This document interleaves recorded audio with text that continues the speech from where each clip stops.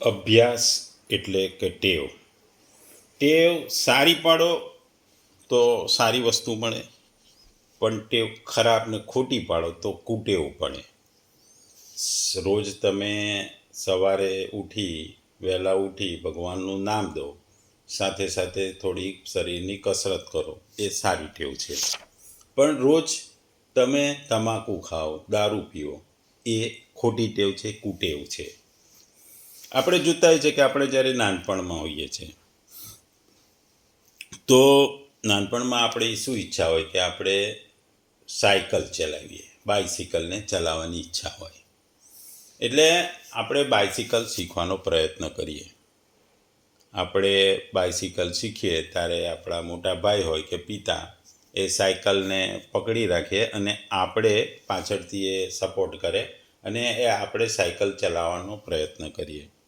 શરૂઆતમાં આપણે શું કરીએ કે સાયકલમાં ચલાવવા માટે બેલેન્સ જાળવવાનો પ્રયત્ન કરીએ, બેલેન્સમાંથી પડી જઈએ, પણ પાછળથી પિતાએ કે પોતાના કોઈ મિત્ર અથવા ભાઈએ પકડી રાખ્યું એટલે આપણે પડી ના જઈએ. શરૂઆતમાં સાયકલ ચલાવવા માટે આપણે અડધા પેન્ડલ મારીએ, આખું પેન્ડલ આપણે મારવાનો પ્રયત્ન ના કરીએ, અડધા પેન્ડલ મારીએ. જેમ જેમ આપણું બેલેન્સ થતું જાય, આપણો કોન્ફિડન્સ વધતો જાય, તેમ તેમ આપણે પછી એ સાયકલનું આખું પેન્ડલ મારીને આપણે સાયકલ ચલાવવાનો પ્રયત્ન કરીએ. પછી એવો સમય આવે કે પાછળથી જે આપણા મિત્ર અથવા પિતાએ જો સાયકલ પકડીને સપોર્ટ કરતા હોય એ ધીરે ધીરે સાયકલને છોડી દે અને પછી આપણે આપણી એ કોન્ફિડન્સથી ધીરે ધીરે આપણે એ સાયકલ એકલા હાથે ચલાવતા રહીએ. અને પછી આપણો કોન્ફિડન્સ અને આપણો અભ્યાસ એટલો થઈ ગયો હોય કે આપણે સાયકલ એટલી સારી રીતે ચલાવી શકીએ, કોઈ પણ જગ્યાએ લઈ જઈ શકીએ અને કોઈ પણ રસ્તા ઉપર આપણે લઈ જઈ શકીએ. ટૂંકમાં અભ્યાસ, કોઈ પણ વસ્તુનો વારંવાર એક જ વસ્તુનો જો અભ્યાસ કરીએ તો એમાં આપણે નિપુણતા મેળવી શકીએ, આપણે એમાં ખૂબ જ આગળ આવી શકીએ. ઓલિમ્પિકમાં પણ આપણે જોઈએ છે કે તીરંદાજી છે કે શૂટિંગની સ્પર્ધામાં પ્રેક્ટિસની ખૂબ જ જરૂર છે. તમારે કોઈ પણ વસ્તુની તમે પ્રેક્ટિસ કરો તો એ ઓલિમ્પિકમાં તમારો એ અપ્રેક્ટિસ અને સતત અભ્યાસ તમને પ્રગતિના પંથે તો લઈ જાય, સાથે સાથે તમને મેડલ પણ અપાવે. એ જ વાત ભગવાન આ શ્લોકમાં ભગવાનના નામ દેવા માટે કહી રહ્યા છે કે ભગવાનનું નામ સતત અને સ્મરણ કરતાં કરતાં ટેવ પાડીએ તો એ આપણા લાભની છે. ભગવદ્ ગીતાનો અધ્યાય 8મો, શ્લોક 8મો. અભ્યાસ યોગ યુક્તેન ચેતસા ન અન્ય ગામિના પરમ પુરુષમ દિવ્યમ યાતિ પાર્થ અનુચિતયંત. ગુજરાતીમાં જો આ શ્લોકને આપણે કહીએ તો, હે પાર્થ, જે મનુષ્ય પોતાના મનને મારું સ્મરણ કરવામાં સદા મગ્ન રાખીને અવિચળ ભાવથી પૂર્ણ પુરુષોત્તમ પરમેશ્વર રૂપે મારું ધ્યાન કરે છે તે નિશ્ચિતપણે મને પ્રાપ્ત કરે છે. બીજા શબ્દોમાં જો આ શ્લોકને કહીએ તો, હે પાર્થ, એ નિયમ છે કે પરમેશ્વરના ધ્યાનના અભ્યાસ સ્વરૂપ યોગથી યુક્ત બીજી તરફ ન જનાર ચિત્તથી નિરંતર ચિંતન કરતો માણસ પરમ પ્રકાશ સ્વરૂપ દિવ્ય પુરુષને એટલે કે પરમેશ્વરને પામે છે. ટૂંકમાં આ શ્લોકમાં ભગવાન આપણને 3 વસ્તુઓ મેઇન જણાવે છે. ભગવાન કહે છે કે પરમ ભગવાન સુધી પહોંચવા માટે 3 નિશ્ચિત વ્યવહારોનો આ શ્લોકમાં ભગવાને ઉલ્લેખ કર્યો છે. 5મા શ્લોકમાં ભગવાનનું ચિંતન કરતાં કરતાં મરનાર મનુષ્યની ગતિનું વર્ણન કરીને અર્જુનના 7મા પ્રશ્નનો સંક્ષેપ ઉત્તર આપ્યો છે. હવે તે પ્રશ્નોનો વિસ્તારપૂર્વક ઉત્તર આપવા માટે હવે પછીના જે આ 3 શ્લોકો ભગવાન કહે છે. જે યોગીઓ અભ્યાસ યોગ વડે મનને વશ કરી ભગવાનમાં અધિયજ્ઞ રૂપનું અર્થાત સગુણ, નિરાકાર, દિવ્ય અને અવ્યક્ત રૂપનું ચિંતન કરે છે તેમની અંતકાળની ગતિ કેવી હોય છે એ ભગવાન અહીં સમજાવે છે. ભગવાન એ કહે છે કે મારા સુધી એટલે કે પરમ ભગવાન સુધી પહોંચવા માટે 3 નિશ્ચિત વ્યવહારોનો અહીં ભગવાને ઉલ્લેખ કર્યો છે. પહેલો, યોગનો અભ્યાસ. બીજો, સર્વોચ્ચ ધ્યેય તરીકે મન ભગવાનથી વિચલિત ન થવું જોઈએ. અને ત્રીજું, ભગવાનનું સતત ધ્યાન કરવું જોઈએ. ભગવાનને અભ્યાસને યોગની સ્થિતિમાં ઉન્નત કર્યા છે, જેમ કે કર્મયોગ છે, જ્ઞાન યોગ છે વગેરે. અભ્યાસ યોગના સમર્થન વિના અન્ય કોઈ યોગ ફળ આપી શકે નહીં. ભગવાને ઘણા બધા શ્લોકમાં આગળ વાત કરી છે કે અભ્યાસ કરો એ ખૂબ જ નિરંતર અભ્યાસ કરવો પડે, સતત અભ્યાસ કરવો પડે, તો જ તમે મને પામી શકો. ભગવાને ગીતામાં અનેક જગ્યાએ અનેક સ્થાને આ અભ્યાસની વસ્તુને કીધી છે. 8મા અધ્યાયના 14મા શ્લોકમાં પણ અનન્ય ચેતાહ સતતમ, 10મા અધ્યાયના 10મા શ્લોકમાં તેસામ સતત યુક્તાનામ, અને 12મા અધ્યાયના 8મા શ્લોકમાં મય્યેવ મન આદ્યતસ્વ. એટલે ભગવાન અહીં અભ્યાસ શબ્દનો અર્થ કહે છે સાધના. સાધના મનને ભગવાનના ધ્યાન માટે પ્રશિક્ષિત કરવું અને મહાવરો કરો. આ પ્રકારની સાધના દિવ્યાસના કોઈપણ નિશ્ચિત સમયે કોઈપણ નિયત સમાંતરે કરવું જોઈએ અને નિરંતર અને જીવનની દૈનિક પ્રવૃત્તિઓ સાથે કરવું જોઈએ. ભગવાન 3 વસ્તુની જે વાત કરે છે એમાં પહેલી વસ્તુ છે યોગનો અભ્યાસ. યોગનો અભ્યાસ, યોગ એટલે આપણે આગળ કીધું કે ભગવાન સાથે જોડવું. યોગનો અભ્યાસ કરો. યોગમાં ઘણી બધી વાતો આપણને આગળ કીધી છે, કર્મયોગ, જ્ઞાન યોગ, અષ્ટાંગ યોગ. એટલે જ્યારે વ્યક્તિ ભગવાન માટે જ્યારે પામવા માટે જ્યારે પ્રયત્નો કરે છે, યોગનો અભ્યાસ કરે છે, એની વાત ભગવાન કહે છે. અહીં અભ્યાસ અને યોગ આ 2 શબ્દો ભગવાને કહે છે. સંસારથી મનને હટાવીને પરમાત્મામાં વારંવાર મન જોડવાનું નામ અભ્યાસ છે.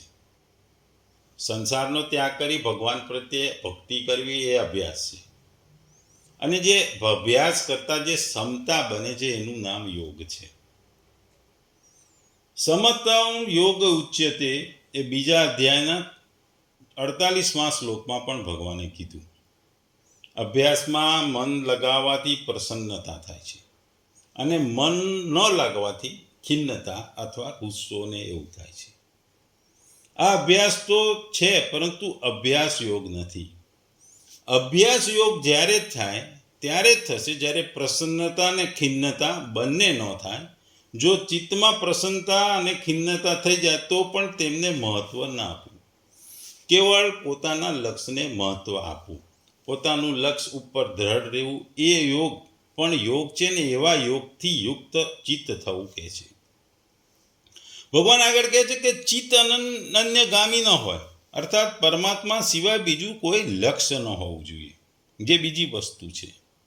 અને પછી ભગવાન કહે છે કે એવા ચિત્તથી પરમ દિવ્ય પુરુષનું અર્થાત સગુણ નિરાકાર પરમાત્માનું ચિંતન કરતો રહીશ ને શરીર છોડવાળો મનુષ્યને એ જ પરમાત્માને પ્રાપ્ત થઈ જાય છે.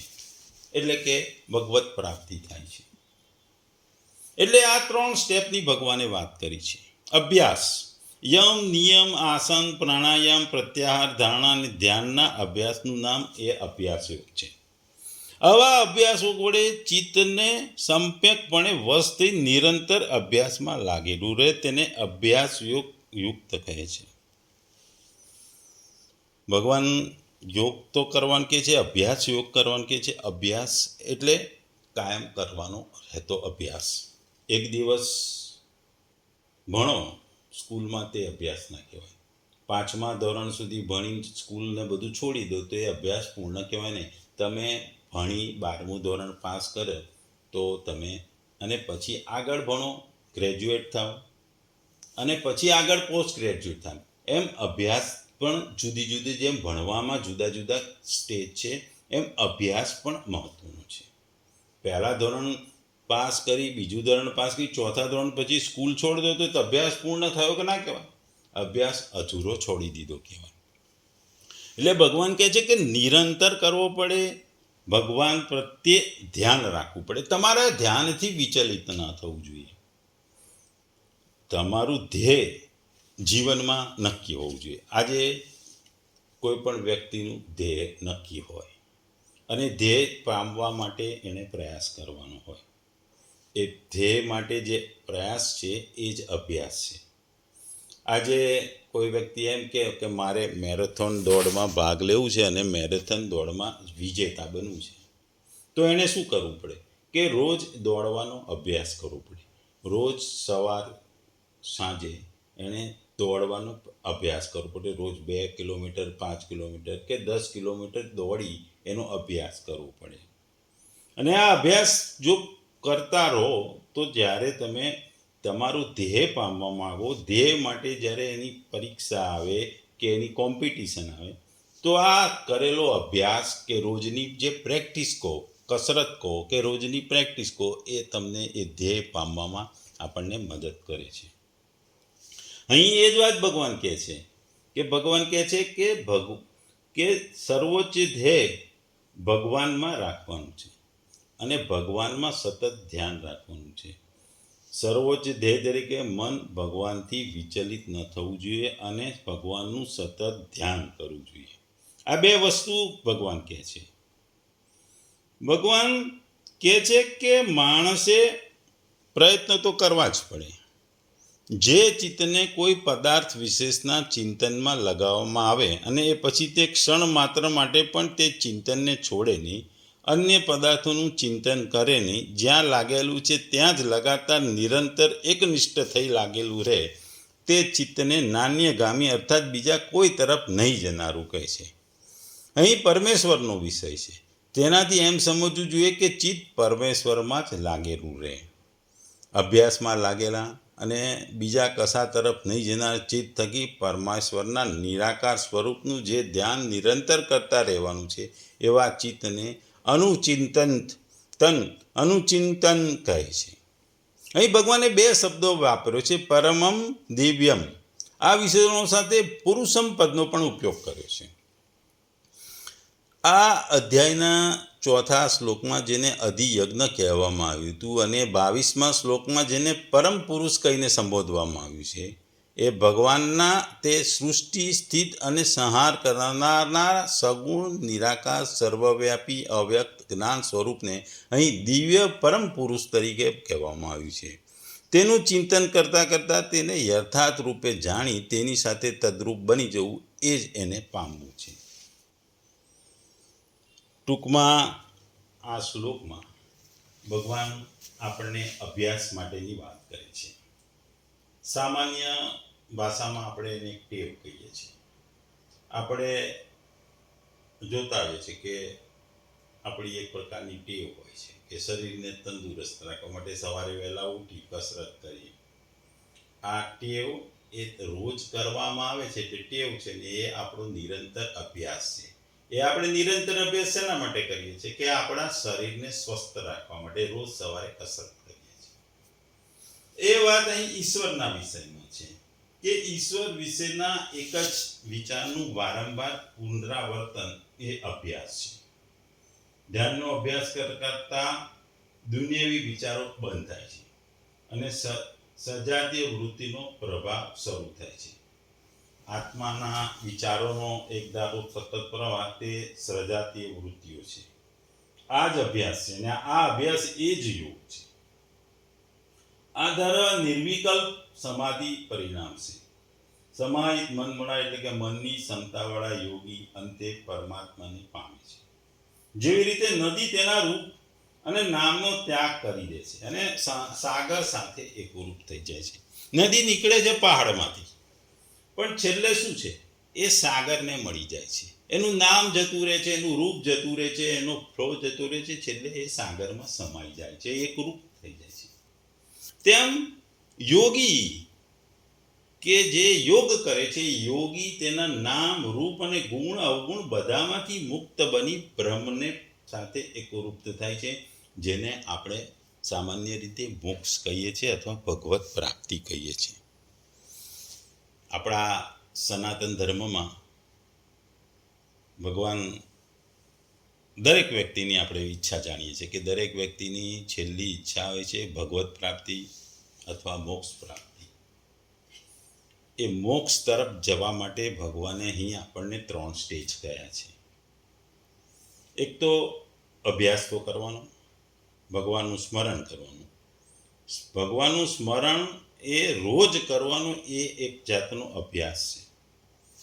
મન પણ ભગવાનમાં કેન્દ્રિત કરવાનું, ભગવાનથી દૂર નહીં હટવાનું. મન કેન્દ્રિત રાખો તો જ ભગવાનનું સ્મરણ થાય, અને ભગવાનનું રોજ સ્મરણ કરો તો અભ્યાસ થાય, અને અભ્યાસ થાય એટલે યોગ થાય. અને આ યોગ કરો, આ અભ્યાસ કરો કે આ સ્મરણ કરો અને આ રોજ કરો, આ ટેવ પાડો, તો ભગવાનની પરમ દિવ્ય પુરુષ એટલે કે ભગવત પ્રાપ્તિ થાય. આપણી રીતે સામાન્ય રીતે તો કહેવાય છે કે શાસ્ત્રો અને ગુરુની જો આજ્ઞા પ્રમાણે ચાલો તો તમે ભગવત પ્રાપ્તિ તમને સરળ બને છે, જલ્દીથી મળે છે, ઇઝીલી મળે છે. અને પરમ પુરુષને એટલે કે ભગવત પ્રાપ્તિ ખૂબ સરળતાથી, કારણ કે ગુરુ આપણને જ્ઞાન સાથે આપણને દિશા પણ આપે છે અને શાસ્ત્રો પણ આપણને જ્ઞાન આપે છે.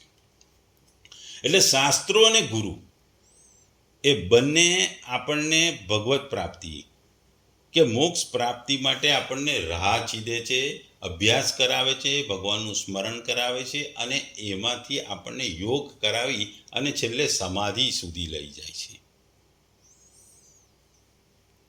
જે યમ નિયમ આસન પ્રાણાયામ પ્રત્યાહાર ધારણા ધ્યાન અને પછી એ જે યોગ છે, એ યોગ પ્રક્રિયા પૂરી કરવામાં પણ ગુરુ પણ આપણને મદદ કરે છે અને શાસ્ત્રો પણ આપણને જ્ઞાન આપે છે. એટલે ટૂંકમાં જો કહીએ તો આ શ્લોકમાં ભગવાને પોતાના સ્મરણ કરવાના મહત્વનું ભારપૂર્વક કહે છે. ભગવાન કહે છે કે તમે મારું નામનું સ્મરણ કરો અને એનો રોજ અભ્યાસ કરો તો તમે ભૌતિક સુખોથી દૂર ભાગો છો, ભૌતિક વસ્તુઓથી આકર્ષતા નથી, અને તમારું મન ભગવાનમાં સમર્પિત રહેવાથી તમે દુનિયાવી માયાઓથી દૂર જઈ ભગવાનમાં રચ્યા પચ્યા છો. તમને જે તમારું અંતિમ ધ્યેય છે, અંતિમ લક્ષ્ય છે, જે ભગવત પ્રાપ્તિ છે, એ તમને મળે છે. અને એ મળવા માટે પણ તમારે અભ્યાસ એટલે કે ભગવાનના સ્મરણ કરતા રહેવાનો અભ્યાસ કરતા જ રહેવું પડે અને મન ભગવાનને સમર્પિત કરવું પડે. આજને જગતમાં આપણે જાણીએ છીએ કે કોઈ પણ વસ્તુમાં અભ્યાસ અને આત્મસમર્પણ કર્યા સિવાય કશું જ મળતું નથી. જો જીવનની ભૌતિક વસ્તુઓ પણ સમર્પણ કે અભ્યાસ વગર મળતી નથી, તો ભગવત પ્રાપ્તિ માટે તો કેટલો બધો અભ્યાસ કરવો પડે.